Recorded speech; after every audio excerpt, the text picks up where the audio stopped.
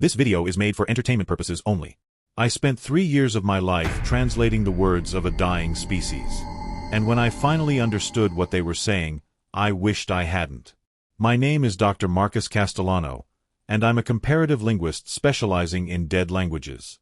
For most of my career, that meant dusty archives, fragmentary texts, and the painstaking reconstruction of languages that hadn't been spoken in thousands of years. I loved the puzzle of it. The way you could take broken pieces of sound and meaning and slowly, carefully, build them back into something whole. Something human. But in the fall of 2019, I was given a recording that changed everything I thought I knew about language, about history, and about what it means to be human at all. The audio file arrived in my university inbox on a Tuesday morning in October. The subject line read, "Urgent, unknown vocalization analysis required." It came from Dr.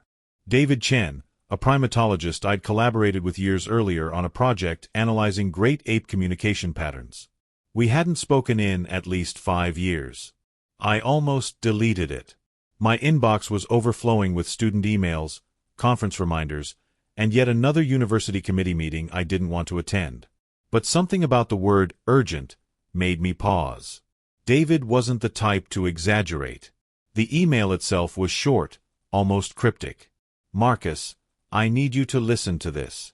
Don't ask me where it came from yet. Just tell me what you hear.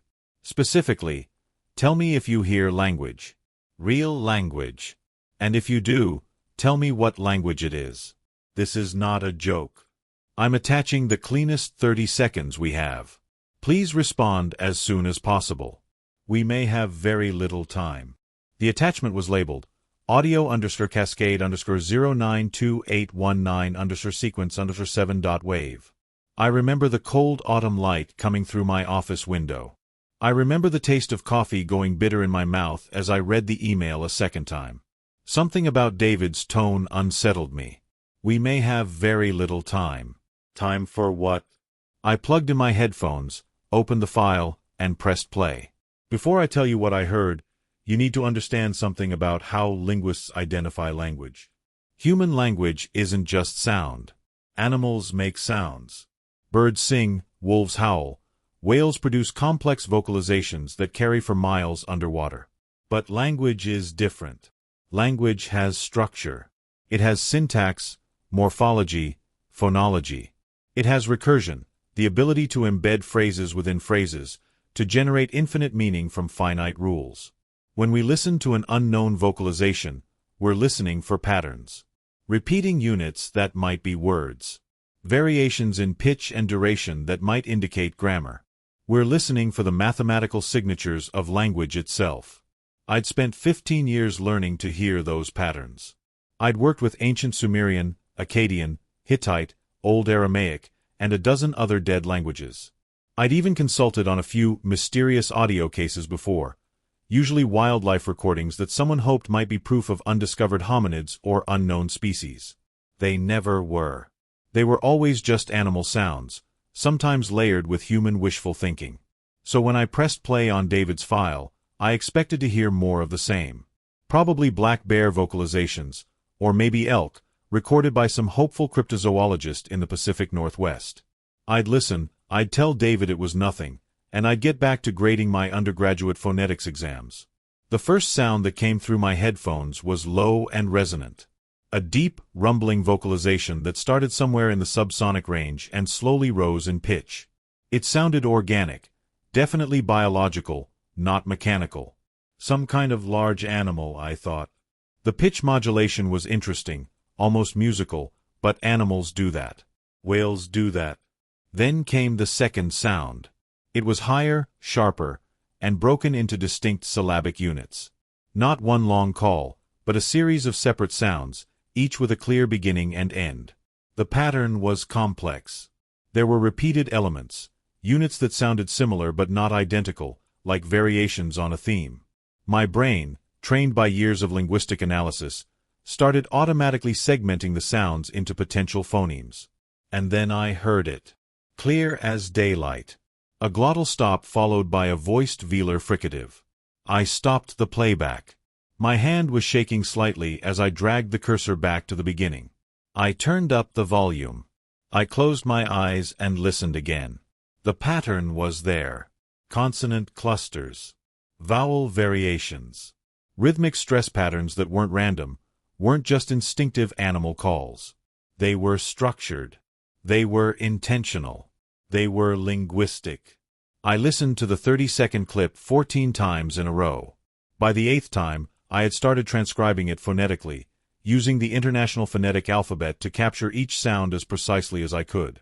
By the 14th time, I had 47 distinct phonemes mapped out, including several that seemed to involve pharyngeal articulation, sounds produced deep in the throat, the kind that are rare in modern languages but common in certain ancient Semitic tongues. My heart was beating very fast. I pulled up David's email and hit reply. "Where did you get this?" His response came back in less than 5 minutes. "Can you come to Seattle? I can't discuss this over email." I looked at my calendar. I had classes. I had meetings. I had a conference paper due in 3 weeks that I hadn't started writing yet. "I'll be on a flight tomorrow," I typed. David met me at Seattle-Tacoma Airport himself, which was unusual. He looked like he hadn't slept in days. His eyes had that hollow, hyper-vigilant look I associated with grad students during dissertation hell, or researchers who'd stumbled onto something they couldn't unsee. "Thanks for coming," he said, taking my bag. "I know this was sudden. David, what the hell is going on?"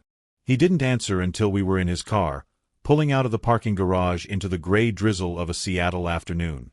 "How much do you know about Sasquatch research?" he asked. I stared at him. "Are you serious?" "Completely. David, I listened to that recording. I heard linguistic structure. If you're telling me you got that from some cryptid hunter in the woods." "It's not from a cryptid hunter. It's from a Forest Service wildlife monitoring station in the Cascade Range.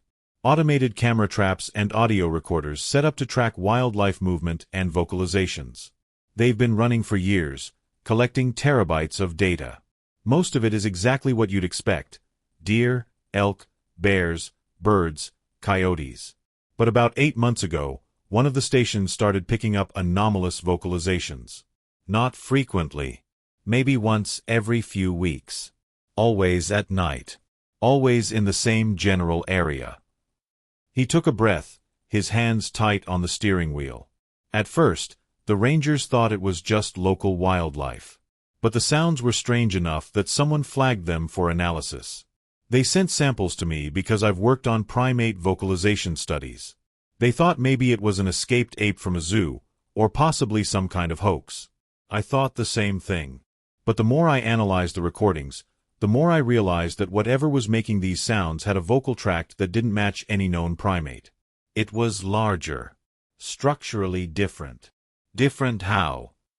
The size ratio between the larynx and the resonating cavities suggests something with a much longer vocal tract than a human, but with more precise articulation control than any great ape. The fundamental frequency range is extraordinary. And the sounds themselves. He glanced at me. You heard them. You tell me. What did you hear? I heard language, I said quietly. Or something that looks a lot like language. That's what I thought. But I'm not a linguist. I needed to be sure. I needed someone who could tell me if I was losing my mind. We drove in silence for a while. Rain spattered against the windshield. I watched the gray landscape slide past, evergreen forests, low hills, the constant presence of mist. You said the recordings are from wildlife stations, I said eventually. Has anyone actually seen what's making the sounds? David's jaw tightened. Yes. 3 days ago. David took me to a field research station about 2 hours outside Seattle, deep in the foothills of the Cascades. The station was small, just a cluster of modular buildings tucked into a clearing, surrounded by dense forest. It looked like the kind of place where graduate students came to study tree frog populations or soil composition, not to document unknown hominids. Inside, David introduced me to Dr. Robert Voss, a wildlife ecologist with the Forest Service, and his assistant, a soft-spoken young man named Tyler who seemed to be in charge of all the technical equipment. Dr. Castellano, Robert said, shaking my hand. His grip was firm. David says you're one of the best. I don't know about that, but I've worked with a lot of dead languages. Good, he said. Because I think what we've got here might be one of the oldest living languages on the planet. He led me to a small room filled with computer monitors, audio equipment, and hard drives. Tyler was already pulling up files. We have about 47 separate vocalizations recorded over the last 8 months, Robert explained. Most are short, under a minute. A few are longer, up to 3 or 4 minutes. We think there are at least 3 distinct individuals, based on voice analysis and the fact that sometimes we record what sounds like conversations, with 2 or more voices taking turns. Conversations. I felt a chill run down my spine. Tyler nodded, pulling up a spectrogram on one of the monitors. Yeah. Look at this one from 6 weeks ago. You can see 2 distinct voice signatures. They alternate. There's almost no overlap, like they're waiting for each other to finish before responding. I leaned closer to the screen. The spectrogram showed exactly what Tyler described.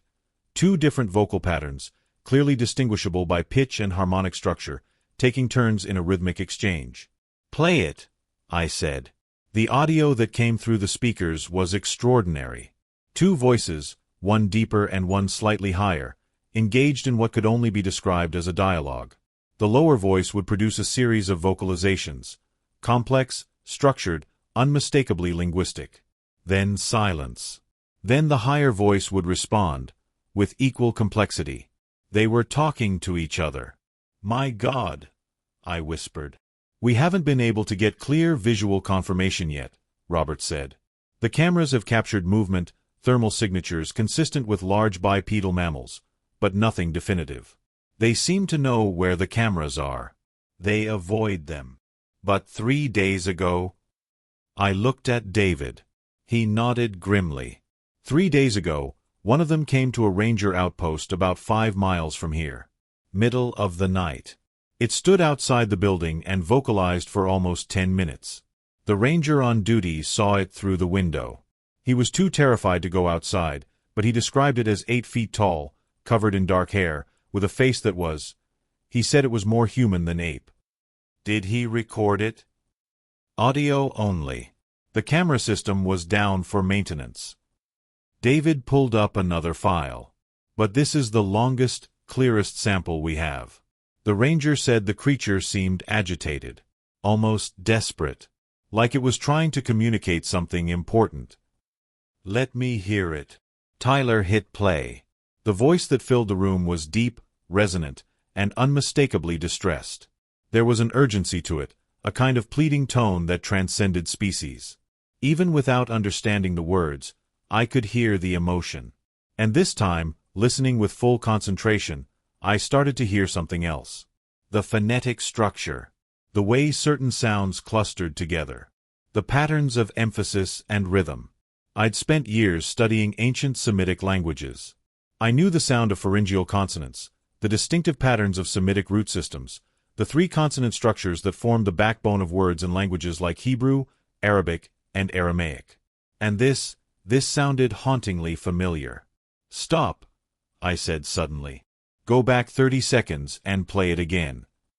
Tyler complied. I listened, my mind racing through mental databases of linguistic patterns.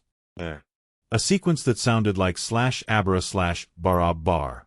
In ancient Aramaic, the root bra meant to create. The word bara meant he created. It was one of the oldest, most fundamental words in the Semitic language family. Oh my God, I breathed. Do you have a good audio editing setup here? I need to isolate individual phonemes. I need to analyze this properly.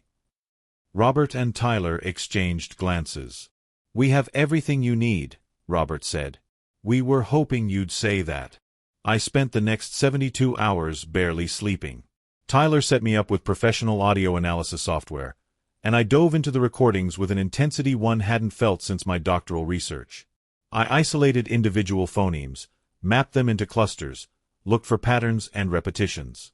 I compared the sound structures to every language database I had access to.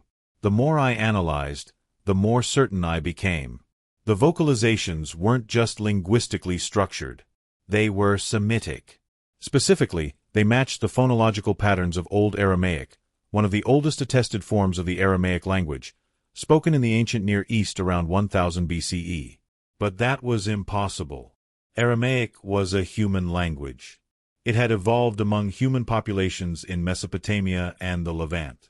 It had been the lingua franca of the ancient Middle East, the language of empires and trade routes. It was the language Jesus spoke, the language of the Talmud and parts of the biblical Old Testament. How could a non-human species in the Pacific Northwest be speaking a dialect of ancient Aramaic? Unless... I pushed the thought away and kept working. Speculation could come later. First, I needed to translate. The challenge was that while I could recognize the language family, this wasn't exactly the old Aramaic I'd studied. It was older, more archaic. Some of the phonemes didn't match any attested dialect. The grammar seemed similar but subtly different, as if this were a sister language that had split off from the same Proto-Semitic root thousands of years ago and evolved in isolation. I started with the longest recording, the one from the ranger outpost. The desperate, urgent message. Working phoneme by phoneme, cross-referencing with Aramaic roots and grammar patterns, I slowly began to build a translation. It was painstaking work. Sometimes a single word would take me hours to decipher, checking and rechecking against linguistic databases, comparing to related Semitic languages, Hebrew and Syriac and Arabic, looking for cognates. But gradually, meanings emerged. The first phrase I translated made my hands go cold. Children of the younger brother, why do you not listen? I stared at the words on my screen. Younger brother. They were calling humanity the younger brother. I kept translating. The next section was clearer, as if my brain was starting to understand the underlying grammar. We have walked these mountains since the ice came and the ice went away. We have seen the great waters rise and fall. We have watched your kind grow from small tribes to cities that burn the night. We have stayed hidden, as we promised our mother we would, but the time of hiding must end. My heart was pounding. I checked my translation 3 times, certain I'd made an error. But the words held. The grammar was consistent. The meaning was clear. They were claiming to have watched human civilization develop. They were claiming to have been here first. The message continued, and as I translated more, the tone shifted from pleading to warning. The great turning comes again. The sky will darken. The earth will shake. The waters will rise and cover the low places. We have seen this before. Our memory is long. Our stories remember when the great ice melted and the old world drowned. Your cities will fall as they fell before. Your numbers will become few, as they have before. I sat back from my computer, my mind reeling. A cyclical cataclysm. They were describing some kind of recurring disaster. Climate change? Geological cycles? Some natural phenomenon that repeated on a timescale longer than human historical memory? But they remembered. I kept translating, working through the night and into the next day. David brought me food I barely touched. Robert checked in periodically, asking if I was making progress. I told them I was, but I didn't tell them what I was finding. Not yet. I needed to be sure. The message went on, detailing warnings and predictions. It spoke of signs they'd observed, changes in the Earth's breathing, shifts in the behavior of animals, patterns in the sky that matched the time before the Great Change. And then, near the end of the recording, came the part that made me stop breathing. We are few now. Once, we were many. We walked beside your ancestors when they first came to this land. We taught them which plants would heal and which would kill. We showed them how to read the stars and follow the herds. We were brothers then. But your kind grew and forgot. You took the valleys and the rivers. You cut the forests. You built your roads and your cities. And we retreated higher and higher into the cold mountains, until now we are only shadows in your stories. But we remember. And we must speak now, even though you have forgotten how to hear. Because when the great turning comes, your cities will not save you. Your machines will not save you. Only those who remember the old ways, who can live with the land and not against it, will survive to see the world renewed. We do not wish to see you end. You are our younger brothers, children of the same Mother Earth. But you must listen. You must change. The signs are here. The time is short. The cycle turns, as it always has, as it always will. This is our message. This is our warning. Do not ignore it, as your ancestors ignored the signs before the Great Flood. We survived because we listened. Will you? The recording ended with a long, mournful vocalization that sounded like grief. I sat in the silence of the analysis room, tears running down my face without my even realizing it. It was a warning. A last desperate attempt at communication from a dying species trying to save their younger sibling race from repeating ancient mistakes. When I finally emerged from the analysis room, it was dawn on the fourth day. David was asleep on a couch in the main building. Robert was at his desk, going through field reports.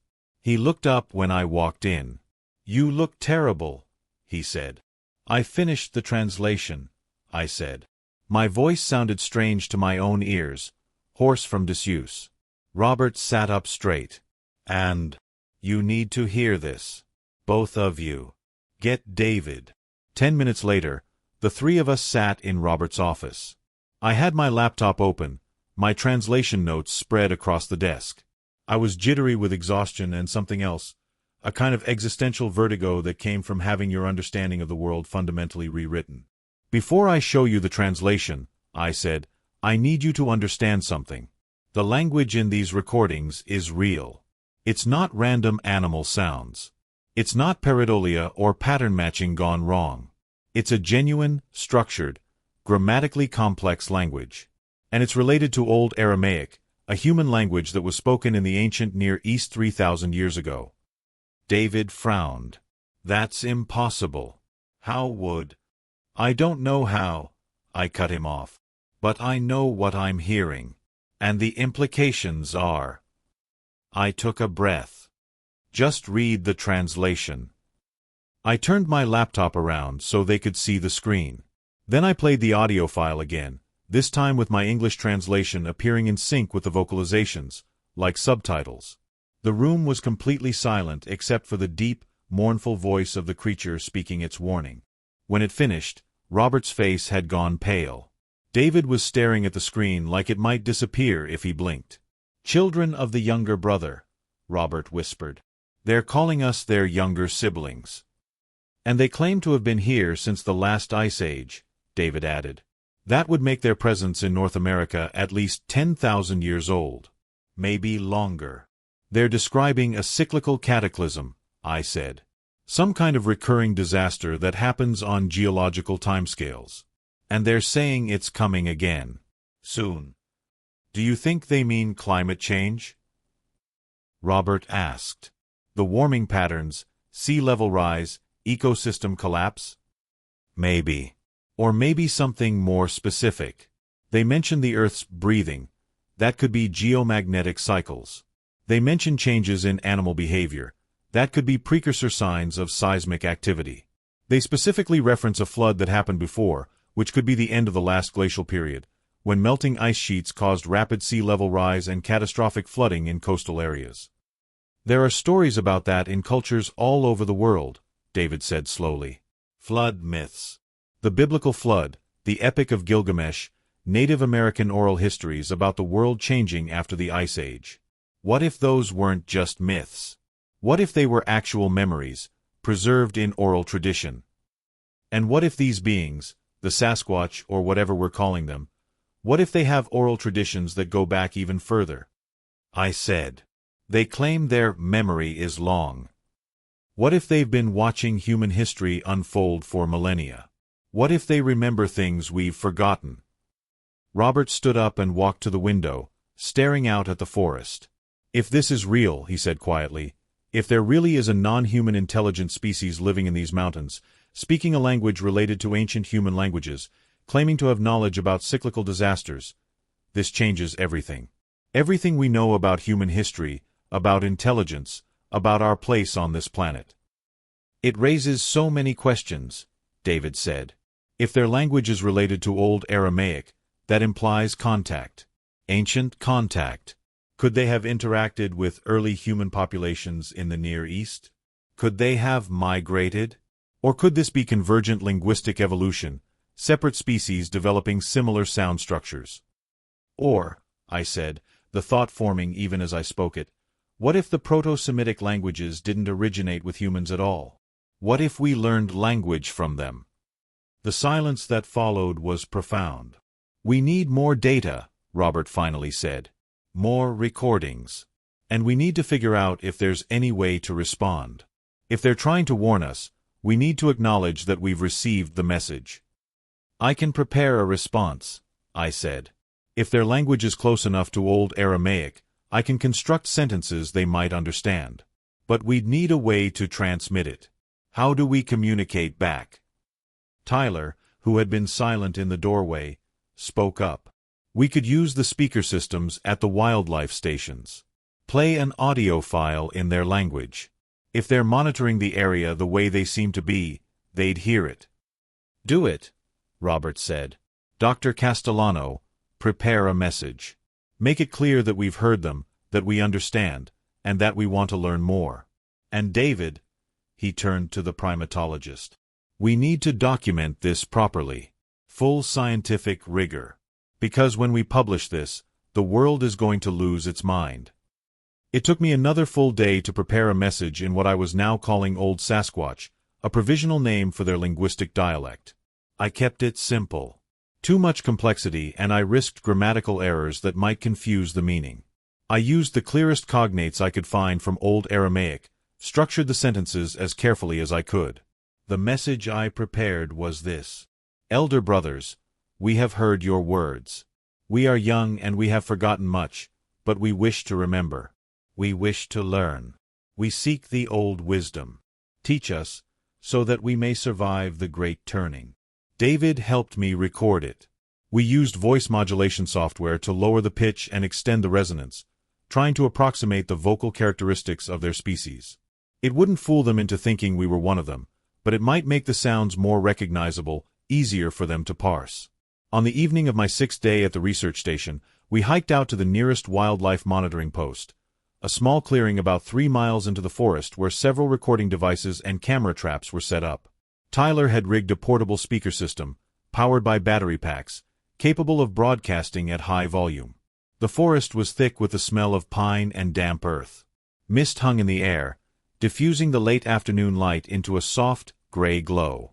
It was quiet, unnaturally quiet, I thought, though maybe that was just my nerves. They're most active at night, Robert said. We should set the playback for midnight, on a loop. If they're in the area, they'll hear it. We set everything up, tested the system, and then hiked back to the station as darkness fell. The plan was to monitor the audio feeds remotely and wait. None of us slept that night. We sat in the analysis room, watching spectrograms in real time, listening to the ambient sounds of the forest through headphones. Hours passed. Midnight came and went. The automated system began playing my message, broadcasting it into the dark forest. My own voice, artificially deepened, speaking words in a language that hadn't been heard by human ears in thousands of years. Elder brothers, we have heard your words. And then, at 12:47 a.m., the forest answered. The spectrogram lit up. A vocalization, strong and clear, coming from somewhere close to the monitoring station. Tyler increased the volume on his headphones, his face intense with concentration. That's them, he whispered. Multiple sources. At least 2, maybe 3 individuals. I grabbed a pair of headphones and listened. The voices were unmistakable, the same deep, resonant tones I'd been analyzing for days. But this time, they were responding directly to us. I started transcribing frantically, trying to capture every phoneme. David was recording everything, making sure we had clean audio files. The vocalizations lasted about 5 minutes. Then silence. Then our message played again from the speakers. Then another response, shorter this time, almost as if they were confirming they'd heard. Did you get it? Robert asked. Can you translate? Give me a minute. I was already breaking down the phonemes, matching them to the grammar patterns I'd identified earlier. The first response translated to something like, "The young ones speak with the old tongue. This is good. The signs are clear now. The earth's fire rises. The sky's rivers change. The ice mountains melt. The great beasts of the sea die in numbers. These are the warnings our ancestors remembered. In 3 turnings of the seasons, the shaking will begin. In 5 turnings, the waters will rise. Those who live in the stone valleys will suffer. Those who live high and remember the earth will survive. 3 turnings. 3 years. We cannot teach all the old wisdom in the time that remains. But we will try. Come to the high place when the moon is full. Come alone. Come in peace. We will share what memory we have preserved." And then, in a phrase that made my chest tighten, "We are glad the younger brother still lives who can hear. We thought you had all become deaf. There is hope yet." The full moon was in 9 days. Those 9 days were a blur of preparation and debate. Robert wanted to send a full team with scientific equipment. David argued for a small group, himself, Robert, and me. I argued that the message had specified, "Come alone," and we should respect that. They said, "Come alone," I insisted. "We're asking them to trust us with knowledge that's probably sacred to them. The least we can do is show good faith." "It's not safe," Robert said. "We don't know anything about their intentions. We don't know if they're dangerous. They've been living in these mountains alongside humans for thousands of years," I pointed out. "If they wanted to hurt us, they've had plenty of opportunities. They're reaching out because they're desperate. Because their entire species is dying and they're trying to save what wisdom they can. They're not the threat here. We are." That shut down the argument. In the end, we compromised.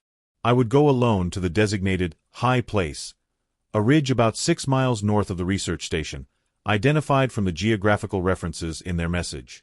But I would carry a radio and check in every hour. And David and Robert would be stationed at a base camp 2 miles away, close enough to help if something went wrong but far enough away to not spook our hosts. The hike up to the ridge took most of the day. The terrain was steep, rocky, and covered in dense evergreen forest that blocked out the sun. I carried minimal gear, just water, some food, a sleeping bag, a radio, and a small audio recorder. I reached the ridge as the sun was setting. The view was breathtaking, mountains stretching in every direction, covered in forest, with the distant peaks still capped with snow even in October. The air was cold and thin. I was at least 7,000 feet up. I made camp in a small clearing, started a fire, and waited. The moon rose huge and silver over the mountains. I sat by my fire, nervous and excited and terrified all at once. This was first contact. Not with aliens from another world, but with another intelligent species right here on Earth, hidden in the forests we'd been cutting down, dismissed as myth and folklore. Around midnight, I heard movement in the trees. I stood up slowly, my heart hammering in my chest. "I'm here," I called out in English. Then, carefully, I repeated it in their language. "I am here. I come in peace. I wish to learn." The movement stopped. For a long moment, there was only silence and the crackling of my fire. Then, stepping out of the darkness into the edge of the firelight, came a figure that made my breath catch. It was huge, at least 8 feet tall, maybe more, covered in dark, shaggy hair that almost looked black in the firelight. The body was massively built, with broad shoulders and long arms, but it walked upright with a posture that was distinctly humanoid. And the face. The face was not human, but it was more human than ape. The brow was heavy, the jaw pronounced, but the eyes were large and dark and filled with an intelligence that was unmistakable. We stared at each other across the fire. Then the creature spoke, in that deep, resonant voice I'd been listening to for days. "You came alone. This shows courage. Or foolishness. Perhaps both." I understood. The words clicked into place in my mind, the phonemes resolving into meaning. "I came because you asked," I said carefully, forming the words in their language. "I wish to learn the old wisdom." The creature tilted its head, studying me. Then, slowly, It lowered itself to a sitting position across the fire from me. The movement was graceful despite its size. "Your tongue is young and stumbles," it said. There was no malice in the tone, just observation. "But you speak with respect. That is rare among your kind now." "Forgive my poor speech," I said. "I learned from old writings, not from living voices." The creature made a sound that might have been amusement. "You learned from our ancient brothers, then. The ones who walked east, long ago, when the great ice still covered the far lands. They settled in the hot countries. They built cities.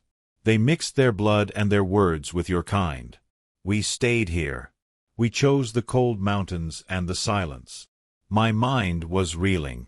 They were confirming contact. Ancient contact between their species and early human populations in the Middle East. "Why?" I asked. "Why did you stay hidden?" The creature looked up at the moon. When it spoke again, there was deep sadness in its voice. "Because we saw what your kind became. Builders. Changers. You took the land and made it yours. You multiplied until you covered the earth. You were clever and quick and hungry. And we knew that if you saw us, you would either worship us or destroy us. We wanted neither. So we made a choice. We retreated. We became shadows. We let you forget us, so that we might survive. But now you're speaking to us again. Why? Because the great turning comes, and all choices end. If we stay silent, we die alone in the mountains, knowing we might have helped our younger brothers survive. If we speak and you do not listen, at least we will have tried. And if you do listen..." The creature leaned forward, its eyes catching the firelight. "If you listen, perhaps some of both our kinds will live to see the world after the change."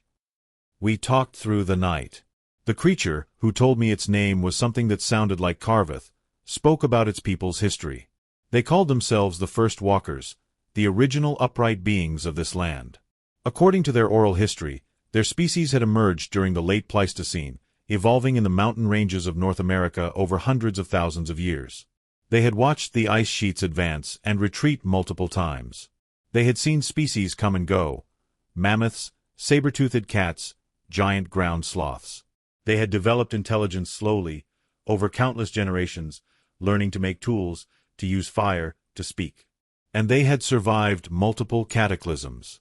"The earth breathes," Carveth explained.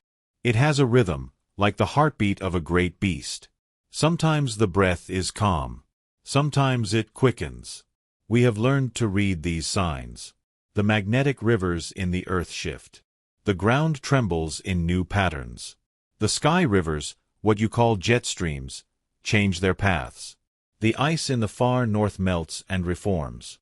These are the breaths of the earth." According to their knowledge, passed down through oral tradition and encoded in stories and songs, the earth underwent periodic upheavals roughly every 12,000 years. These weren't gradual changes but rapid, catastrophic shifts: magnetic pole reversals, massive volcanic activity, rapid climate shifts, crustal displacement. The last major event had been about 11,600 years ago, the end of the Younger Dryas period, when the planet warmed rapidly, ice sheets collapsed, and sea levels rose by hundreds of feet. That event was remembered in human mythology as the Great Flood. "Your kind was young then," Carveth said. "You had just learned to plant seeds and build permanent homes. The flood destroyed many of your settlements. Whole coastlines vanished underwater. Millions died. But some survived, and they remembered. They told stories about the world before the water came. And they built monuments to help them remember. Great stone circles to track the sky, to watch for the signs." "And now?" I asked. "What are the signs telling you now?" Carveth's expression, if I could read it correctly, was grave. "All the old signs are here. The magnetic rivers have weakened. They wander. Birds and whales lose their way because their inner compasses no longer point true. The earth trembles in new places. Volcanoes wake after long sleep. The ice melts faster than it has in all our memory. The oceans grow warm and acidic. The great storms come more often and with more fury. These are the things we watched before the last turning. And before the one before that. The pattern is always the same. First, the slow changes. Then, the rapid acceleration. Then, the breaking point. And then, the world changes in the span of a single lifetime. When? The word came out as a whisper. When will it happen? The shaking has already begun. You feel it, though your kind pretends not to. The great breaking will come within 5 turnings of the seasons. Maybe sooner. The magnetic rivers will flip. The sky will fill with lights as the sun's fire strikes the earth without the shield to protect it. Machines will fail. Your cities will go dark. And then the earth will shudder, and the coasts will drown, and the fires will come up from below. 5 years. Maybe less. What can we do? I asked desperately. How do we survive? You cannot stop the turning. It is the earth's nature. But you can prepare. Go to high ground. Away from the coasts, away from the great rivers that will overflow. Learn to live with the land again, not against it. Store food. Learn the old skills, how to make fire, to find water, to know which plants heal. Form small communities. Your great cities will not survive. They depend on machines and systems that will fail. But small groups, in high places, with knowledge and cooperation, they will survive. As we did. As we always have. We talked for hours. Carveth shared knowledge about reading weather patterns, about understanding animal behavior as a predictor of seismic activity, about plants that could be used for medicine and food. The information was overwhelming, practical and mystical all at once. And as the sky began to lighten with the approach of dawn, Carveth stood. I must go. My people wait. We have shared what we can. The rest, you must learn yourselves. Will I see you again? I asked. Perhaps. If there is time. But know this, younger brother. The term of kinship made my throat tight. You are brave to come here. Brave to listen. Carry these words back to your people. Some will not hear. Many will not believe. But some will. And that is enough. It must be enough. One more question, I said quickly, before Carveth could disappear into the forest. Why do you call us younger brother? Why is your language related to ours? Carveth paused, looking back at me with those dark, ancient eyes. Because long ago, before your kind learned to speak, some of us tried to teach you. We showed you words. We shared our tongue. And you learned, in your way, and carried those words across the world. The old languages your scholars study, they are echoes of our speech, changed and mixed and evolved, but still carrying the bones of what we taught. In that way, we are your elder siblings. We taught you to speak. And now, after all this time, you remember enough to speak back to us.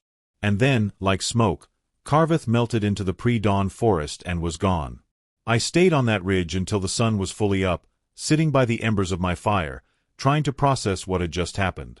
First contact. Not with some distant alien intelligence, but with a sibling species, our evolutionary cousins, who had been here all along. Watching. Remembering.